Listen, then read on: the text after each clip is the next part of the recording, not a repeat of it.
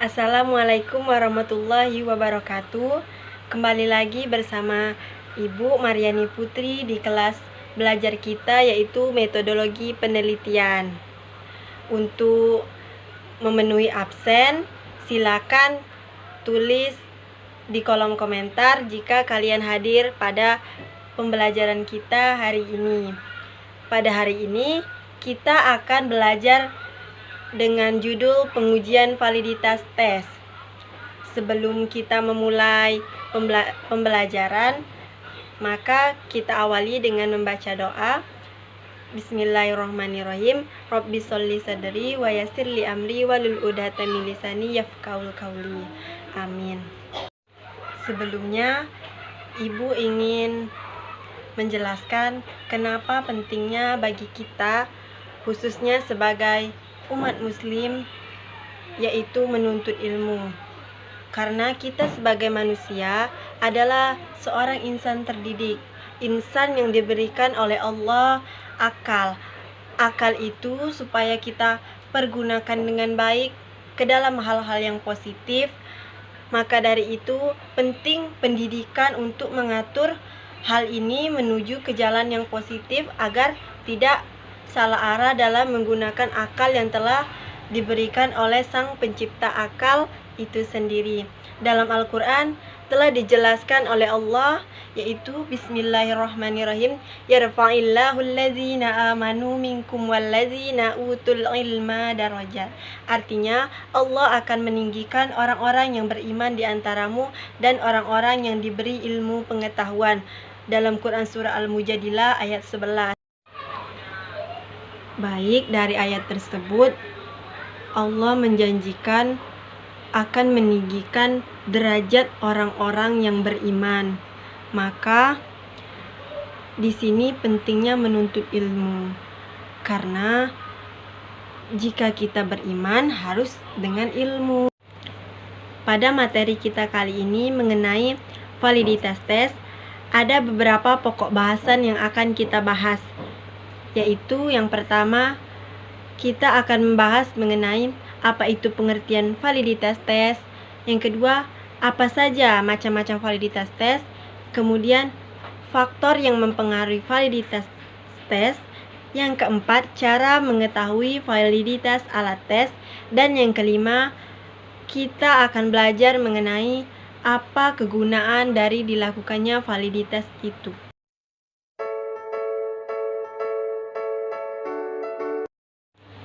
Yang pertama yaitu pengertian validitas tes. Dilihat dari katanya, pengertian validitas tes ini terdapat dari dua kata, yaitu validitas dan juga tes. Yang pertama untuk pengertian validitas. Nah, validitas ini diartikan sebagai ketetapan, kebenaran, kesahihan, atau keabsahan. Yang menurut Anas, pengertian validitas ini yaitu berasal dari kata validity yang memiliki arti sejauh mana ketepatan atau kebenaran dan kecermatan suatu instrumen alat ukur atau alat tes dalam melakukan fungsi ukurnya. Kemudian, untuk pengertian tes berarti suatu prosedur yang sistematik. Prosedur yang sistematik ini dibuat dalam bentuk tugas-tugas yang distandarisasikan dan diberikan kepada individu atau kelompok atau siswa yang dikerjakan, dijawab dan juga direspon baik dalam bentuk tulisan, lisan, dan maupun perbuatan. Maka untuk pengertian validitas tes pada dasarnya merujuk kepada derajat fungsi pengukuran suatu tes atau derajat kecermatan suatu tes. Validitas suatu tes akan mempermasalahkan apakah tes tersebut benar-benar mengukur apa yang hendak diukur. Nah, sebagai contoh, jika kita ingin mengukur kemampuan siswa dalam bidang matematika, kemudian kita berikan soal dengan kalimat yang panjang dan yang berbelit-belit, sehingga siswa itu sulit untuk menemukan jawaban atau maknanya. Nah, yang di sini tes yang terjadi yaitu ketika kita memberikan soal kepada siswa, kemudian untuk validitasnya kita temukan bahwa siswa tersebut sukar untuk mengerti, memahami, dan menjawab pertanyaan yang kita berikan.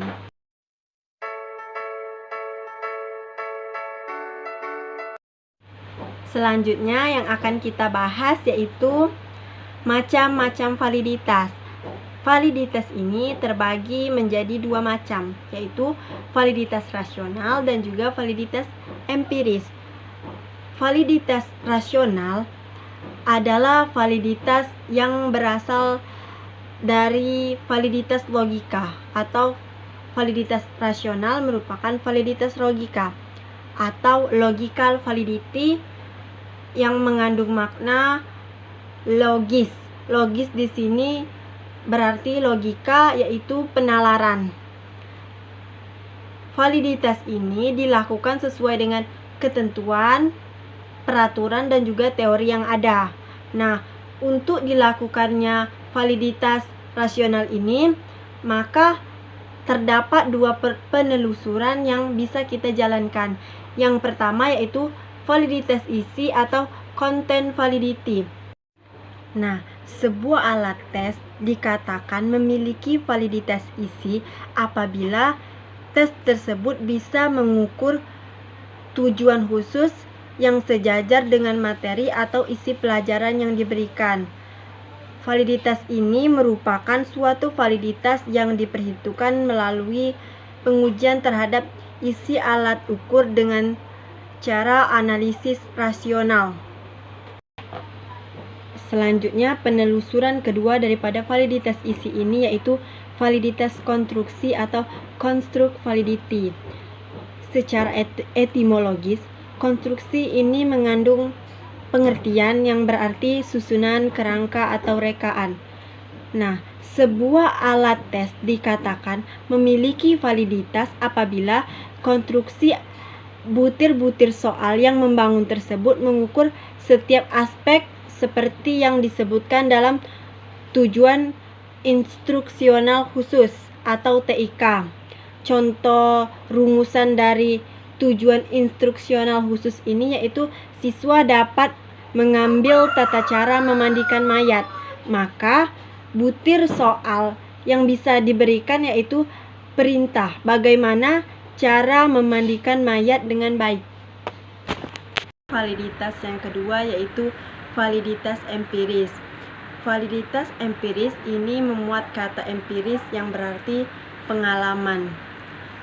Pengalaman di sini yaitu sebuah instrumen yang dapat dikatakan memiliki empiris apabila sudah diuji dari pengalaman. Nah, pengalaman ini diukur didasarkan pada hasil analisis yang bersifat pada analisis empirik. Validitas empiris ini juga terbagi ke dalam dua penelusuran. Penelusuran yang pertama yaitu validitas ramalan atau predictive validity. Yang kedua merupakan validitas bandingan atau concurrent validity. Validitas ramalan atau predictive validity merupakan suatu kondisi yang menunjukkan seberapa jauhkah sebuah alat tes dapat secara tepat menunjukkan kemampuannya untuk meramalkan apa yang bakal terjadi di masa yang akan datang. Nah, untuk validitas bandingan atau concurrent validity, di sini alat ini bekerja dengan membandingkan pengalaman yang telah lalu dengan pengalaman yang sudah ada.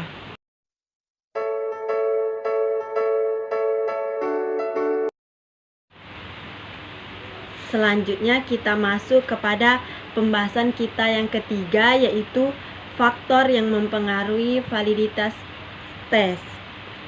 Faktor yang mempengaruhi validitas tes menurut Groenland terdapat 3 faktor yang mempengaruhi hasil dari validitas tes.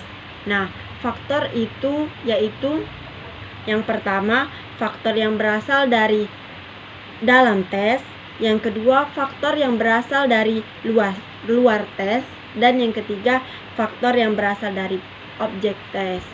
Faktor yang berasal dari dalam tes ini dapat berupa waktu alokasi dari tes yang tidak tepat, tingkat kesulitan, item tes tidak tepat dengan materi, kemudian soal-soal yang dikonstruksikan itu jelek atau tidak sesuai dengan materi.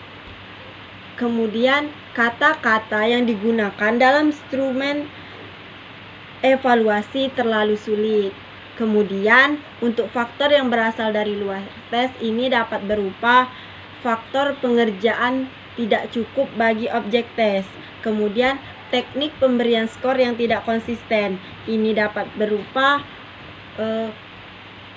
berupa misalnya dari rancangan awal skor yang diberikan untuk satu pertanyaan untuk satu soal itu jika salah tidak dikurangi poin, tetapi karena ada perubahan maka terjadi perubahan poin. Nah, selanjutnya untuk faktor yang berasal dari objek tes ini pula, faktor ini disebabkan karena adanya psikologis dari objek tes atau yang disebabkan kondisi lingkungan yang tidak nyaman sehingga konsentrasi daripada objek tes menjadi terganggu.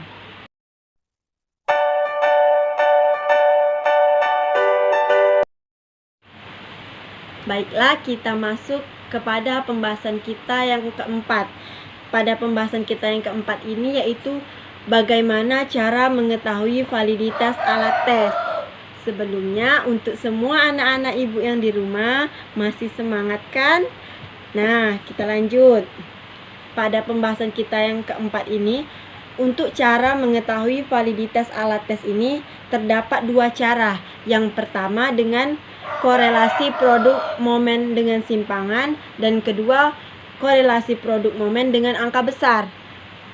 Korelasi produk momen dengan simpangan ini memiliki persamaan Rxy sama dengan sigma xy dibagi akar sigma x kuadrat dikali sigma y kuadrat. Rxy merupakan koefisien relasi antara variabel x dan variabel y.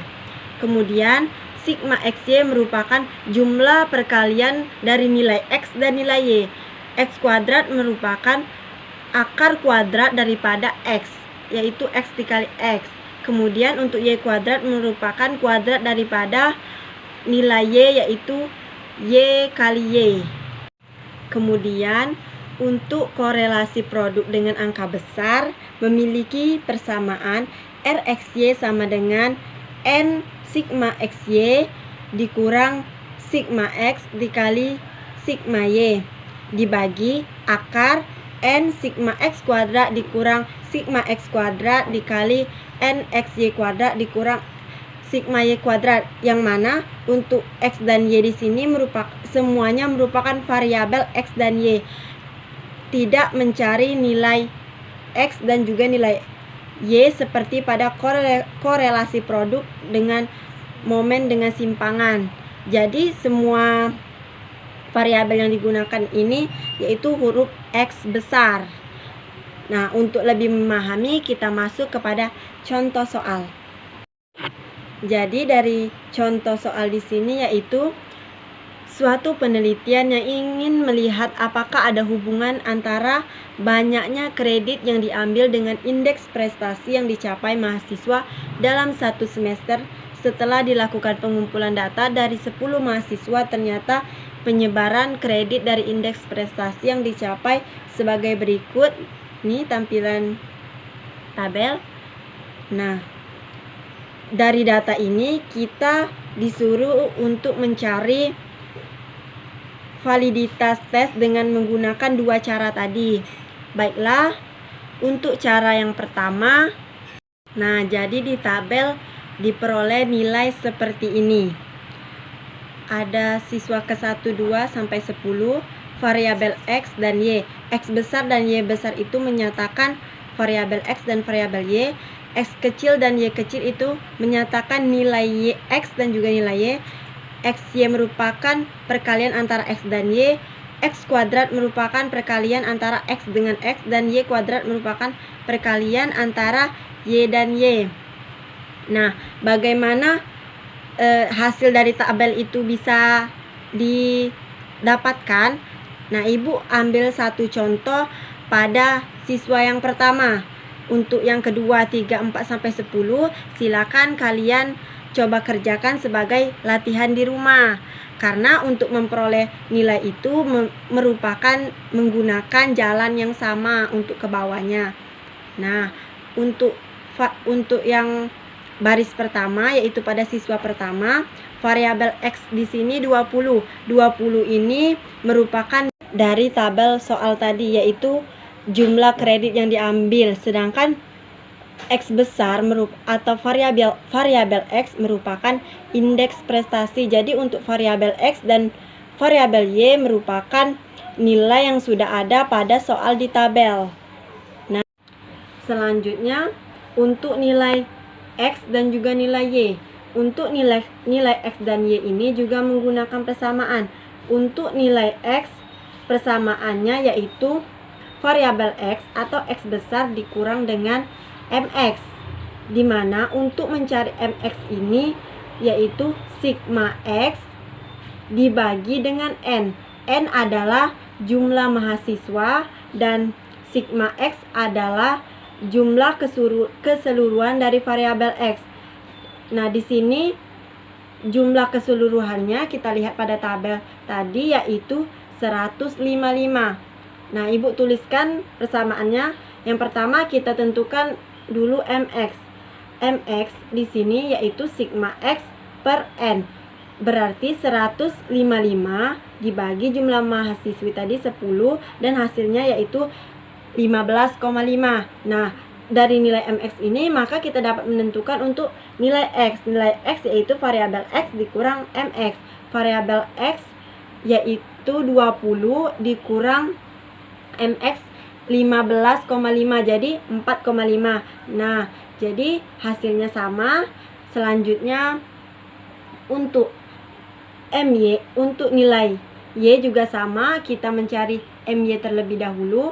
Nah, MY yaitu sigma Y per dibagi jumlah mahasiswa. Sigma Y di sini yaitu 35,2 dibagi dengan 10. Maka hasilnya adalah 3,52. Selanjutnya kita cari nilai Y. Nilai Y merupakan variabel Y dikurang MY. Variabel Y di sini yaitu 3,1 dan juga nilai MY-nya yaitu 3,52. Didapatkanlah hasil 0,42. Nah, jadi seperti itu. Selanjutnya di tabel juga ada XY. XY ini merupakan perkalian antara X dan Y. Jadi perkalian antara 4,5 dikali min 0,42, maka hasilnya adalah min 189. Selanjutnya X kuadrat merupakan perkalian antara nilai X. Berarti nilai X dikali nilai X. Maka perkalian 4,5 dikali dengan 4,5 hasilnya adalah 20,25. Selanjutnya untuk nilai Y kuadrat yaitu perkalian antara Y dengan Y. Y dengan Y di sini min 0,42 dikali min 0,42 hasilnya 0,17,64. Hasilnya jadi positif karena negatif kali negatif hasilnya adalah positif. Nah, selanjutnya kita masuk kepada persamaan dari korelasi produk dengan momen dengan simpangan. Persamaannya yaitu RXY sama dengan sigma XY dibagi akar sigma X kuadrat dikali sigma Y kuadrat.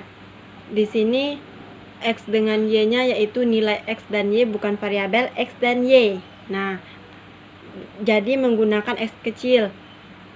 Sigma XY yaitu 3,4. Ini di sini data-datanya Ibu berikan. Nah, Kemudian untuk sigma X kuadrat yaitu 110,5 dan sigma Y kuadrat merupakan 1,996 sama dengan 3,4 dibagi hasil perkalian 110,5 dikali 1,996 yaitu 14,85 dan hasilnya sama dengan 0,22893780,8023 dibulatkan dua angka di belakang koma menjadi 0,23. Nah, selanjutnya dari soal yang sama pula kita cari nilai validitas ini dengan menggunakan korelasi produk momen dengan angka kasar. Pada cara ini lebih simpel daripada cara sebelumnya, karena pada cara ini kita tidak menggunakan nilai X dan nilai Y, tetapi kita hanya menggunakan variabel X dan variabel Y, seperti yang diperoleh dari hasil tabel ini. Nah, kita lihat pada siswa pertama, variabel X sama dengan 20, variabel Y sama dengan 3,1, kemudian X dan Y ini merupakan hasil kali antara variabel X dan variabel Y, jadi 20 dikali 3,1 sama dengan 62. Untuk X kuadrat merupakan hasil kali variabel X, yang mana 20 kali 20 hasilnya adalah 400, dan juga variabel Y merupakan hasil kali Y dan Y yaitu 3,1 dikali 3,1 hasilnya adalah 9,61. Untuk siswa kedua sampai siswa ke-10 silakan kalian cari sendiri di rumah untuk pelajaran supaya lebih paham lagi. Nah, kita langsung saja masuk ke persamaan dari korelasi produk dengan angka kasar ini. Persamaannya yaitu RXY sama dengan N dikali sigma XY dikurang sigma X dikali sigma Y dibagi akar dari N sigma X kuadrat dikurang sigma X kuadrat dikali N sigma Y kuadrat dikurang sigma Y kuadrat. Selanjutnya kita masukkan saja nilai yang telah kita dapat dari data sebelumnya. Nah, untuk nilai yang dibutuhkan Ibu tampilkan pada bagian atas. Nah, hasil yang didapat yaitu pembagiannya 34 dibagi 14,8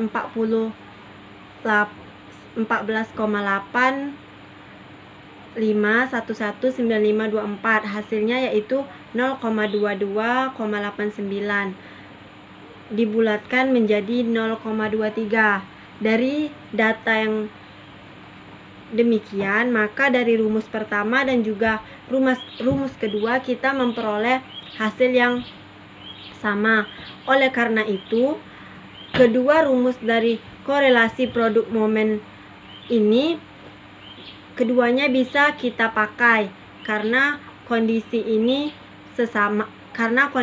sama, tetapi lebih disarankan untuk menggunakan dengan cara yang kedua karena caranya relatif lebih simpel.